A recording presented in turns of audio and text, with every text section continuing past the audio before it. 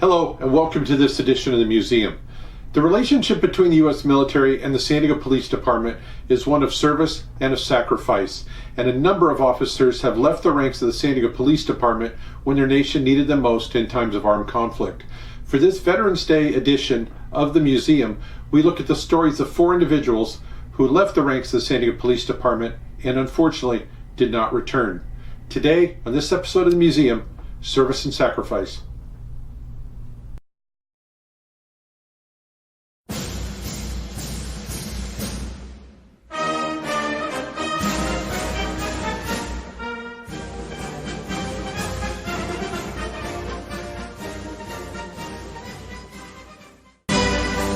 Many SDPD officers have left the ranks to serve their nation in a time of armed conflict. Some serve quietly, and their service has long been forgotten. Others, like police chauffeur Frank Seifert, who left the department in 1917 to serve in World War I, made military history as a member of a 4-man team that invented mid-air refueling.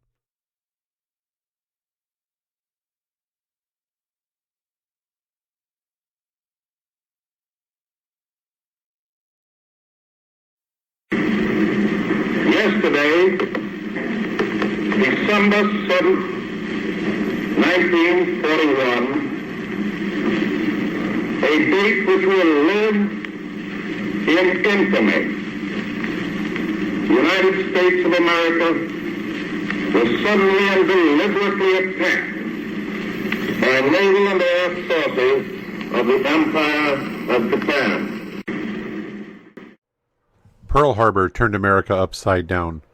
Locally, San Diego police officers learned of the attack shortly after 12:22 p.m. West Coast time, when the police radio broadcast the news.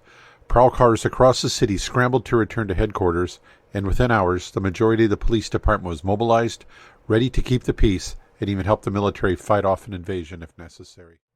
War had been on the horizon for some time, and officers had been leaving the department for months to answer the call to arms. Within days of Pearl Harbor, more officers left the department either willingly or because of the draft. Ultimately, 91 men were drafted from the ranks of just over 300 officers. One of those 91 sent to war was Officer Frank Myrick. Frank Myrick joined the San Diego Police Department on November 17, 1941. Also in his recruit class were the father and uncle of baseball legend Craig Nettles. Like his older brother Earl, Jr., who had joined the SDPD several months later, he also was assigned to the traffic division. Frank Myrick's SDPD career lasted just 3 months before he was drafted into the United States Army. He left the police department on February 10, 1942. Frank Myrick entered the Army as a private. However, after first attending school in Denver to become an aviation mechanic, he was soon sent to Officers Candidate School in Florida. After receiving his commission as an officer in the United States Army Air Corps and completing flight training, First Lieutenant Myrick was stationed in the European Theater attached to the 86th Fighter Bomber Group 527 Squadron. He quickly established himself as a brave, dedicated officer after several missions where he returned to his base missing large pieces of his aircraft. On May 9, 1944, Myrick was awarded an Air Medal with oak leaf clusters for meritorious achievement while participating in an attack on enemy communication lines in Italy. On May 30th of the same year, he was again commended for his attack on more communication lines and a supply convoy. Frank Myrick was just 25 years old on July 17, 1944, when his squadron was assigned to take out a Nazi supply train near Pisa, Italy.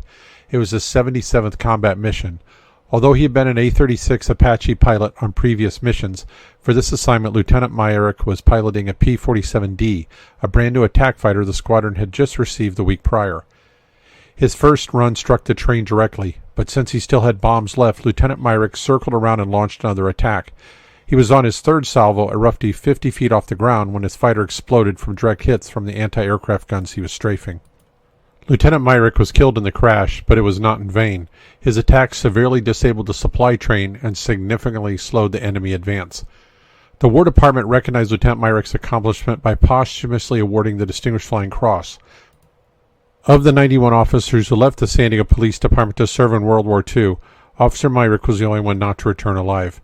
He was laid to rest with full military honors in the Liberty section of Forest Lawn Memorial Park in Glendale, California.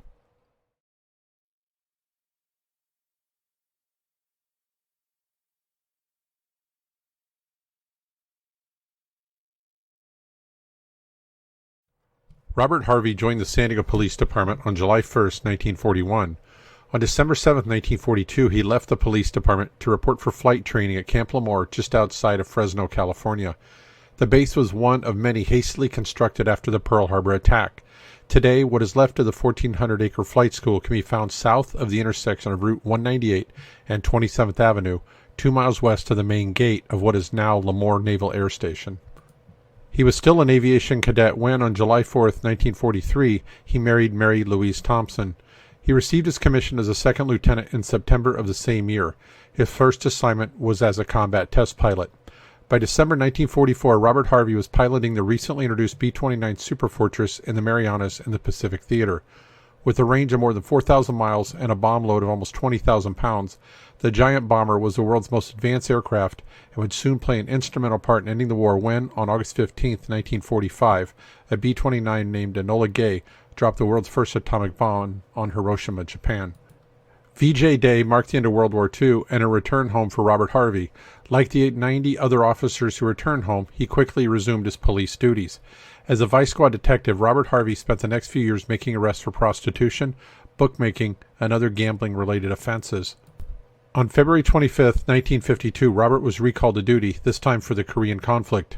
He had maintained his status as a reserve officer in the newly formed United States Air Force, and, as a combat-tested veteran, his skills would play an instrumental part in the conflict gripping the Korean peninsula. After refresher training in the B-29, Robert reported to duty with the 93rd Bomber Squadron, 19th Bomber Wing, based at Kadena Air Force Base in Okinawa. For months he flew bombing missions over North Korea, safely returning each time.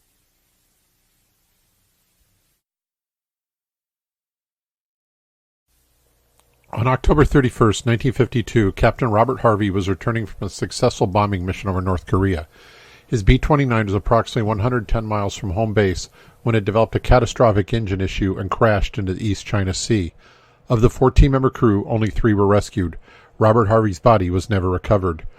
On November 4, 1952, the newspaper announced Robert Harvey is missing in action. His wife Mary had just given birth to a baby boy on the same day he went missing. By the end of the month it was official. Robert Harvey had been killed in action. Today, Robert Harvey's name is inscribed on the Courts of the Missing at the Honolulu, Hawaii Memorial.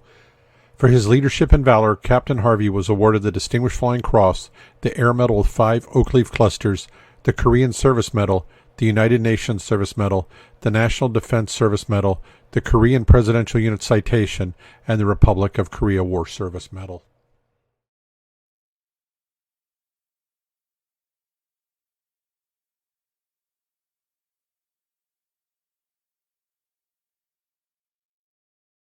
Alan David Mortensen was just 18 years old when he was hired by the San Diego Police Department as a police cadet in 1964. During this era, cadets were full-time paid employees of the San Diego Police Department and served in a support role to sworn police officers.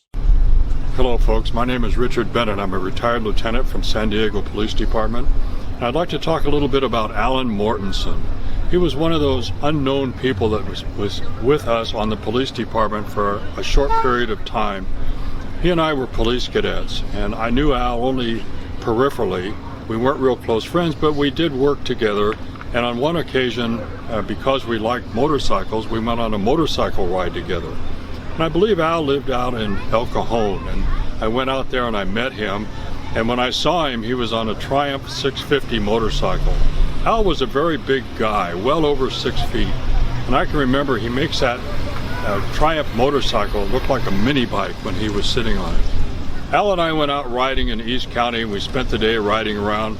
He was the nicest guy, the gentle giant. And the rest of the cadets recognized his size, and he was nicknamed Lurch by the police cadets, and that was in reference to a television show that was on, the Addams Family.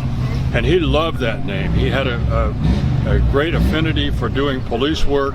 He was a well-respected cadet. And when he left for the Army, we were sorry to see him go. Those are my memories of Al, and unfortunately we lost him in the war, but we wish that he is resting in peace and we have good memories of him. Like many young police cadets of the era, Alan Mortensen probably had inspirations of one day becoming a sworn police officer. Destiny, however, had other plans.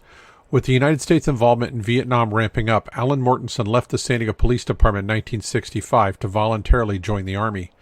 After basic training, he set his sights on becoming a member of the Green Berets. At that time, a soldier had to be a triple volunteer to even qualify for Special Forces consideration. First, the soldier had to have volunteered to join the Army. Draftees were not eligible to apply. Soldiers then had to volunteer for Airborne. After completing the very rigorous training, they then had to volunteer for Special Forces. Even those who made it into Green Beret training had an uphill challenge. 65% of those accepted into the Special Forces did not successfully complete training. By 1968, Alan Mortensen was a 22-year-old sergeant assigned to Company A, 5th Special Forces Group. He was deployed to Vietnam on September 23, 1968.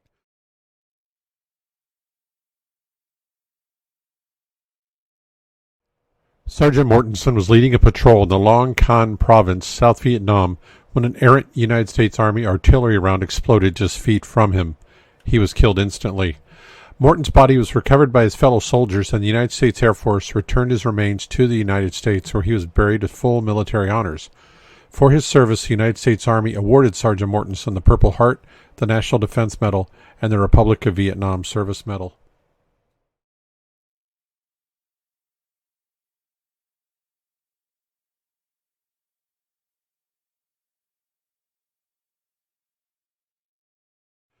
Federico Morehouse was 24 years old when he began his SDPD career on July 16, 1999, but that wasn't the start of his life of public service.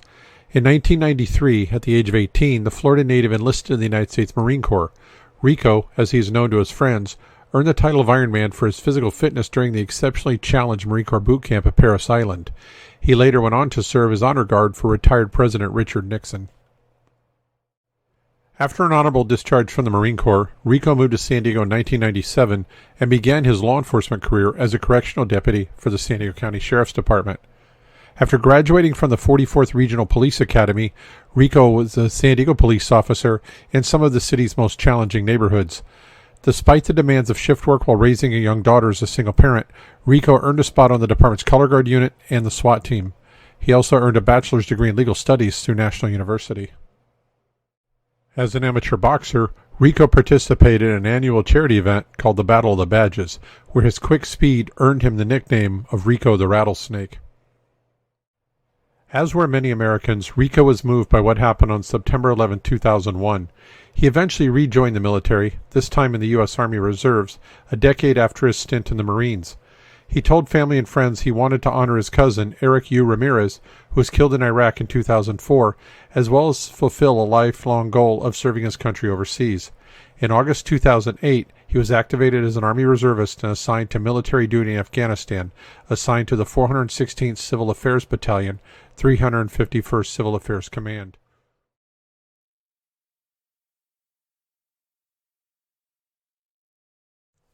On October 16, 2008, Sergeant Rico Morehouse was assigned to sentry duty at a checkpoint in Afghanistan when he was shot and killed by an enemy insurgent dressed in a stolen military uniform. He was 33 years old at the time of his death and survived by his parents and his 12-year-old daughter Yvette. Rico was returned to San Diego, where he was honored with a military and police funeral. Shortly afterward, in keeping with the tradition of honoring all members of the San Diego Police Department who lost their lives serving their country during a time of armed conflict, Rico's name was added to the Police Museum's Fallen Officers Memorial Wall.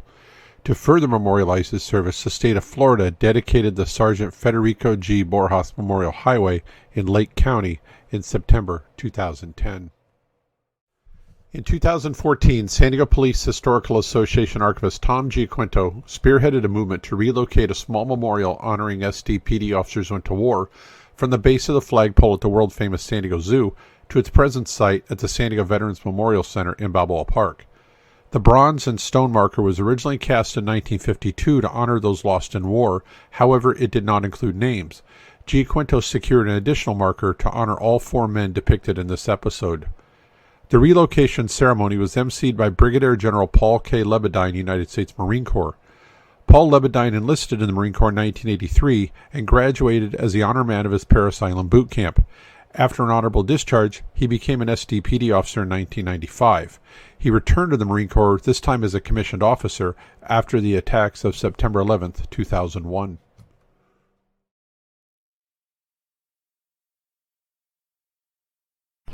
It takes a special person to answer the call of duty in police work and in the military.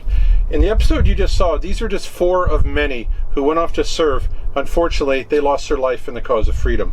But regardless of police, fire, or any other EMS services, anybody that serves in the U.S. military in our country's time of need is a true hero. So this Veterans Day, please take a moment and reflect, and then thank a veteran, because if it was not for them, we would not live in the greatest, freest country on the face of the earth. God bless the United States military, and God bless the United States of America. Thank you for watching. We really hope you found this video interesting. If you did, please give us a thumbs up down below, and don't forget to subscribe to our channel. We post new videos as they become available. For more information on the San Diego Police Museum, visit our website, and of course, we are open to the public as well.